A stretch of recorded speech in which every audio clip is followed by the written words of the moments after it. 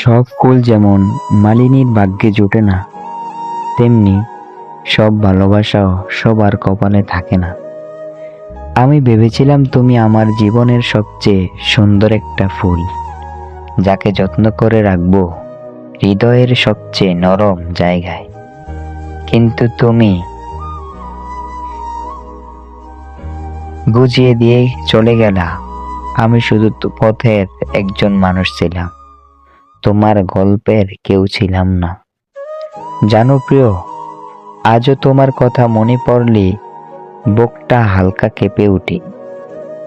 কিন্তু কষ্টটা এখন আর কাউকে বলি না, কারণ কাউকে বলার মতো এই জীবনটা আর রাখি না।